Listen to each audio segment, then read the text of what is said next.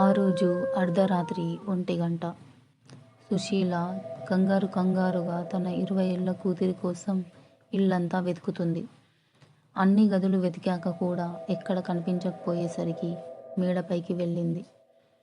అక్కడ ఆ దృశ్యాన్ని చూసి కాళ్ళ కింద భూమి కంపించినట్టయింది.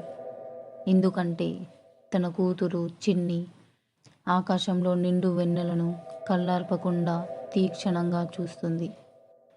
సుశీల భయంతో మెల్లిగా అడుగులు వేస్తూ చిన్ని దగ్గరికి వెళ్ళింది.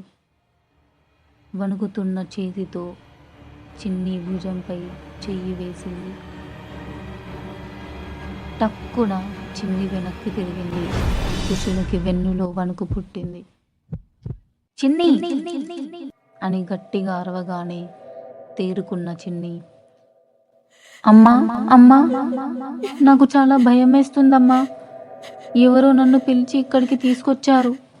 తర్వాత ఏం జరిగిందో నాకు గుర్తులేదమ్మా. అదిగో అదిగో అక్కడే ఉన్నారమ్మా, నన్నే చూస్తున్నారు. చూడమ్మా, చూడు, అటు చూడు, నన్ను కాపాడు, ప్లీజ్ అమ్మా, నన్ను కాపాడు.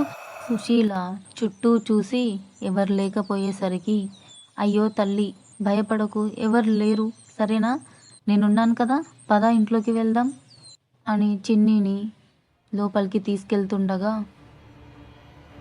సుశీల అనే పిలుపు వినిపించింది. భయంతో మెల్లిగా వెనక్కి తిరిగి చూస్తే అక్కడ ఎవరూ లేరు. ఏంటిది, ఏం జరుగుతుంది అసలు అని అయోమయంగానే లోపలికి వెళ్ళిపోయింది. మర్నాడు వాళ్ళ ఆయన రమణతో జరిగిందంతా చెప్పింది. అతను అంత పట్టించుకోలేదు. నిజమండి, చాలా వింతగా ప్రవర్తించింది మన చిన్ని. నాకెందో అనుమానంగా ఉందండి. బాబా దగ్గరికి తీసుకెళ్దాం. అబ్బబ్బా, అదేం లేదు లేవే, మంచి హాస్పిటల్కి తీసుకెళ్దాం, సరేనా, ఈరోజు ఆఫీస్కి లీవ్ పెడతాను అన్నాడు. డాక్టర్ గారు చిన్నిని పరీక్షించిన తర్వాత ఏం ప్రాబ్లం లేదని చెప్పాడు. చేసేది ఏం లేక తిరిగి వచ్చేశారు. సుశీల మాత్రం దాని గురించి ఆలోచిస్తూ ఉంది. ఇలానే రోజులు గడుస్తున్నాయి. చిన్ని ఆరోగ్యం రోజురోజుకి క్షీణిస్తూ వస్తుంది. ఒక అమావాస్య నాడు సుశీలకి అర్ధరాత్రి మెలకువ వచ్చింది. పక్కన చూసేసరికి చిన్ని కనిపించలేదు. హడావిడిగా లేచి రమణని లేపింది. ఇద్దరు కలిసి ఇల్లంతా వెతుకుతున్నారు. తలుపు తీసి ఉండడం గమనించి బయటికి వెళ్ళారు. అక్కడ దృశ్యాన్ని చూసి కొయ్యబారిపోయారు. ఎందుకంటే వరండాలో చిన్ని జుట్టు విరబోసుకొని అటు ఇటు గెంతుతూ నవ్వుతుంది. ఆశ్చర్యంతో రమణ దగ్గరికి వెళ్ళి చిన్నిని చూశాడు. తను భయంకరంగా నవ్వుతుంది. అదేం పట్టించుకోకుండా చిన్నిని చెయ్యి పట్టుకొని లోపలికి తీసుకెళ్ళబోయాడు. అలా తీసుకెళ్తుండగా చిన్ని రమణ గొంతు పట్టుకుంది. రమణకి ఊపిరాడట్లేదు. సుశీల రమణలు నానా విధాలుగా ప్రయత్నించిన తర్వాత విడిపించుకొని భయంగా ఇంట్లోకి వెళ్ళి తలుపులు మూసేశారు. గుండె గట్టిగా కొట్టుకుంటుంది. చెమటలతో తడిసిపోయారు. ఇంకా ఆలస్యం చేయకుండా ఇంటి వెనుక నుండి ఊరి చివర ఉన్న బాబా దగ్గరికి వెళ్ళారు. అక్కడ జరిగిందంతా బాబాకి వివరించారు. బాబా తన శిష్యులతో కలిసి వాళ్లతో వెళ్ళారు. చిన్నిని చూడగానే పరిస్థితి అర్థమైంది. శిష్యులు చిన్నిని లాక్కొచ్చి కుర్చీలో కూర్చోబెట్టారు. బాబా ఇంటి చుట్టూ రక్షణ కవచం గీయడానికి వెళ్ళాడు. ఒక ప్రాంతంలో మంత్రించిన నిమ్మకాయలు దొరికాయి. వెంటనే లోపలికి వెళ్ళి పూజ ప్రారంభించాడు. మంత్రాలు చదవడం మొదలుపెట్టారు. ఆ మంత్రాలకి భయపడిన చిన్ని గట్టిగా ఏడుస్తుంది. ఈ శబ్దాలకి ఊర్లో వాళ్ళు కూడా లేచారు. ఏం జరుగుతుందో అని వింతగా చూస్తున్నారు. ఇది చేతబడే అని గుసగుసగా మాట్లాడుకుంటున్నారు. బాబా మంత్రాల వేగం పెంచారు.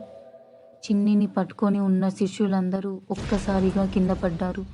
ఎందుకంటే ఆమె అందరినీ విడిపించుకొని గాల్లోకి ఎగిరింది.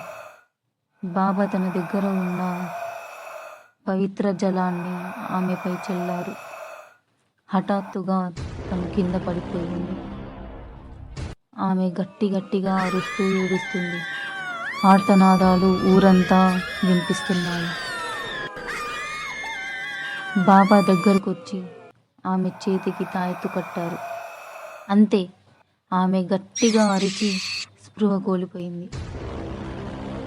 మర్నాడు లేచేసరికి చిన్ని మామూలుగా మాట్లాడుతుంది. రోజుకి చిన్ని ఆరోగ్యం కుదుటపడసాగింది. సుశీల ఇంకా రమణలు చాలా సంతోషించారు.